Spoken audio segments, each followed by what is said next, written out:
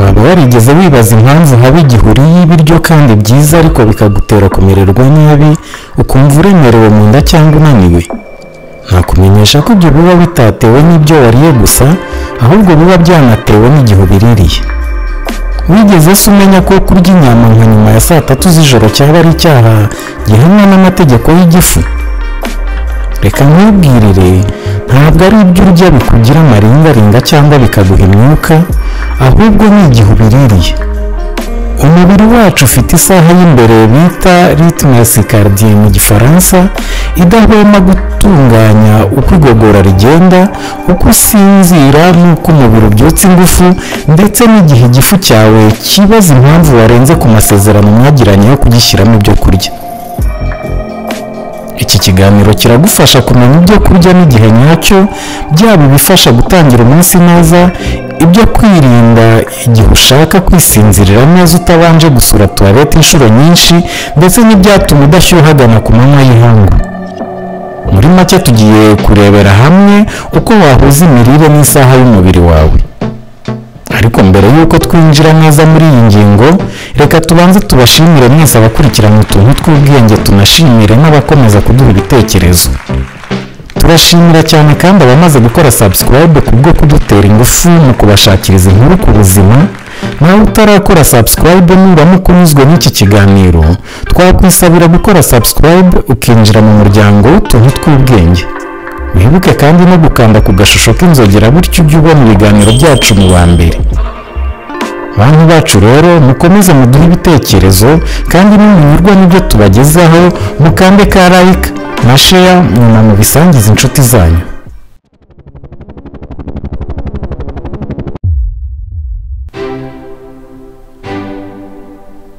Karibu nanone ku muyoboro w'utuntu tw'ubwenge, nk'uko bisanzwe nitwige mugiye kubana muri iki kiganiro. Muri iki gice cya mbere cy'ikiganiro twabateguriye, tugiye gusesengura ibiribwa 10 bisanzwe uhereye ku mbuto n'ibikomoka ku matungo. Turebere hamwe igihe cyiza cyo kubifata nk'ifunguro n'igihe bitabera umubiri byiza. Niba utegura amafunguro yawe kugira ngo ubone igogora ryiza, ingufu cyangwa ibituma usinzira neza, reka tukugezeho uburyo bworoshye bushobora kugufasha kunoza igihe cyo gufata amafunguro yawe. Turifashisha igitabo Chrononutrition cya Dr Alain Delabo, akaba ari umuyobozi mukuru w'ikigo cy'ubushakashatsi ku by'imirire cyitwa Institut de Recherche Européen sur la Nutrition. Akaba kandi n'umwarimu muri kaminuza ya Dijon mu Bufaransa mu ishami rya farumasi. Uyu Dr Alain Delabo mu gitekerezo cye cyo kurya uko ubishaka ariko ku masaha nyayo, agaragaza niba ifunguro rikungahaye kuri proteine, amavuta cyangwa fibre, akanerekana niba rikwiriye gufatwa mu gitondo, ku manywa cyangwa nimugoroba. Nk'uko twabisobanuye haruguru rero, tugiye gutanga ingero ku bintu bikunze kuboneka iwacu. Reka dutangirire ku mbuto.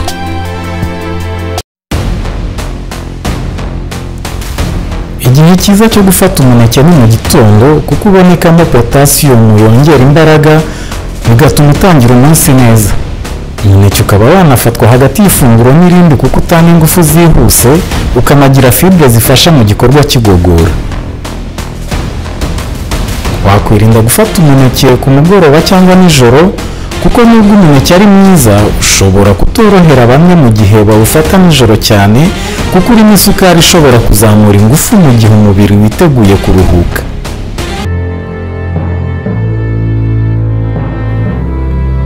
Igihe cyiza cyo gufata pome ni mu gitondo.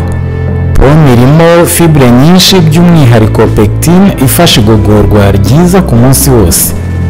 Isukari karemano iboneka muri pome ituma umubiri ubona ingufu vuba ariko mu buryo butunganye kuko si nyinshi. Ituma wumva uhaze igihe kirekire, bityo ukirinda kuryagaguzwa, bigatuma nanone byarinda umubyibuho mwinshi. Igihe cyo kwirinda kurya pome ni nijoro cyane, kuko niba ushaka kurya pome nijoro, wafata igice gito uyiriye byibura isaha mbere y'uko uryama byaba byiza, cyangwa ukayirya nyuma yo kurya ibifite proteine nkeya. avoka ni urubuto rwaribwa igihe cyose, ariko igihe cyiza cyane ni mu gitondo. Avoka itanga ingufu z'igihe kirekire mu gitondo kubera amavuta meza na fibre. Ituma wumva umaze igihe kirekire, ikagabanya ubushake bwo kurya ibintu byinshi cyane ku manywa. Naho ku manywa, avoka ifasha mu gukomeza imbaraga kandi ntiyongera cyane isukari mu maraso, irinda gutakaza imbaraga hagati ya saa sita na nimugoroba. Irimo potassium ifasha imikaya cyangwa inyama z'umubiri n'imitsi, cyane cyane ku bantu bakoze imyitozo. Nijoro ariko ho, avoka ni urubuto rugomba kuribwa mu rugero. Impamvu ni uko avoka itarimo isukari nyinshi, bityo ntibangamira ibitotsi. Amavuta meza arimo atuma utumva inzara nijoro, kandi arafasha mu bwonko bukaruhuka. Ariko kubera ko irimo kalori nyinshi, iramutse irengeje urugero ishobora gutera umubyibuho cyangwa kuremerera igifu. Igihe cyiza cyo kurya indimu, amacunga, mandarine, clementine n'izindi mbuto zo muri ubwo bwoko ni mu gitondo cyangwa hagati y'ifunguro n'irindi. Izo mbuto zigira vitamine C n'izindi aside ziba muri izo mbuto, zigafasha igogora cyane cyane iyo utariye byinshi. Zitanga kandi isukari karemano fructose n'imyunyungugu, bikagufasha gutangira neza umunsi. Zifasha nanone umubiri kurwanya udukoko twangiza uturemangingo, ariko bikagira akamaro iyo umubiri udahugiye mu murimo w'igogora ryinshi, ubwo ni nka hagati y'ifunguro n'irindi. Wirinde gusa kuzirya nimugoroba cyangwa nijoro, kuko zishobora gutera aside nyinshi mu gifu, bigateza iseseme cyangwa kuribwa mu nda. Aside nyinshi zituma igifu kidatuza kandi bikabangamira gusinzira.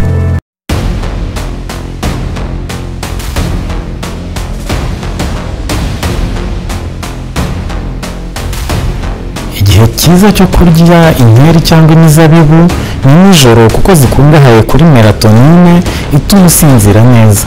Zifasha gutuza no kubona ibitotsi byiza, kandi zikanafasha gusohora imyanda mu mubiri nijoro.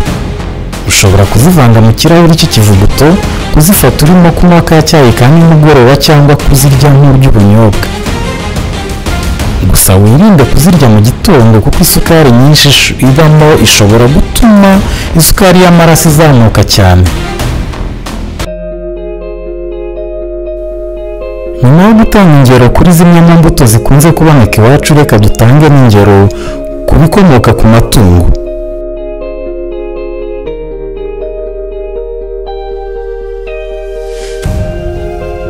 Nubwo dukunda amata cyane tukaba twayanywa buri kanya, ariko burya igihe cyiza cyo kunywa amata ni nimugoroba. Amata afite tryptophan na calcium bifasha gutuza no gusinzira neza, bikanaguha ingufu. Amata kandi arwanya stress kandi atuma umubiri wiyuburura neza nijoro. Probiotics ziba mu kivuguto zishobora gufasha urura gukora neza nijoro nanone.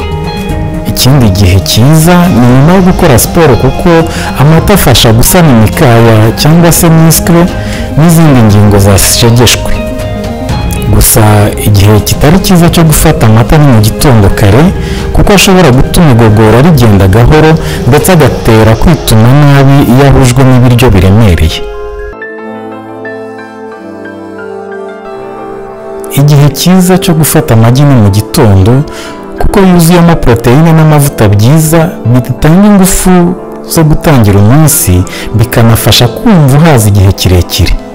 Bityo ku bashaka kugabanya ibiro batiyimye kurya, nababwira iki? Ibyiza ni amagi abijije cyangwa atetse, arimo amavuta makeya cyane. Amagi arimo cholesterol nyinshi cyane mu muhondo wayo, ariko ubushakashatsi buheruka bwerekanye ko amagi atabangamira ubuzima. Ku bantu badafite ibindi bibazo by'ubuzima, bashobora kurya amagi agera kuri 2 ku munsi. Gusa wakwirinda kurya amagi nijoro cyane, kuko amagi ashobora kuremerera umwijima no kubangamira igogorwa, bigatuma umuntu utaza gusinzira neza.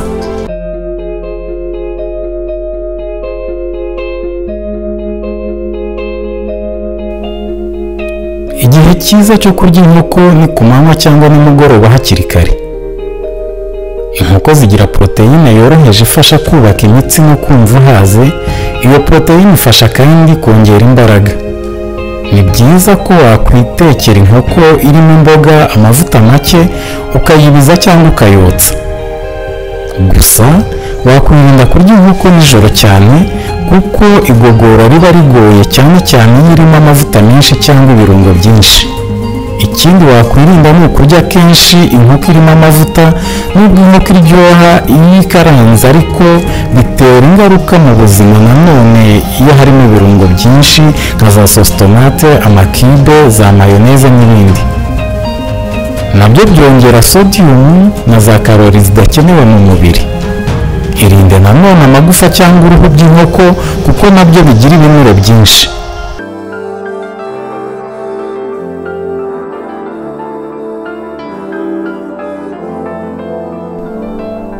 Igihe cyiza cyo kurya foromaje ni ku manywa kuko ikungahaye kuri calcium n'amavuta bitanga ingufu. Iyo uri hagati mu kazi cyangwa mu masomo, foromaje ntoya ifasha kurwanya isonza kandi ikaguha poroteyine z'ingenzi. Ni byiza cyane ku bantu bifuza kubaka imikaya cyangwa inyama z'umubiri cyangwa ibyo bita gukora umubiri n'abifuza gukomeza gusigasira amagufa. Gusa wakwirinda kuyirya nijoro kuko itorohera igogora bikaza no gutera kudasinzira neza.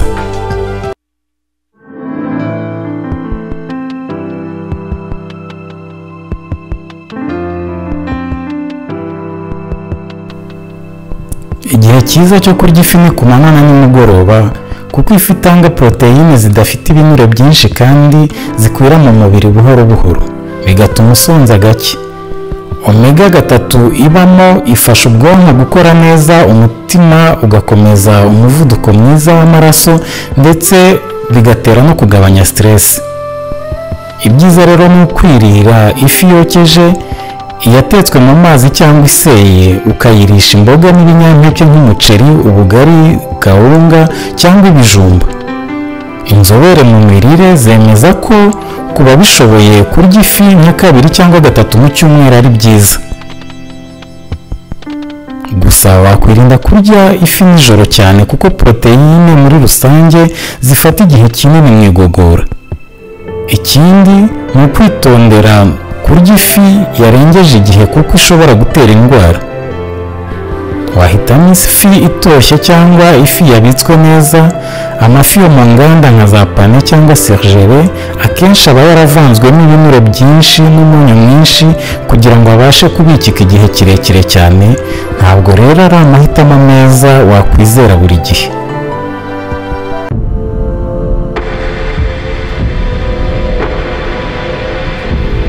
Nk'uko tubibonye rero, biba byiza kumenya igihe nyacyo cyo kurya ibiryo runaka.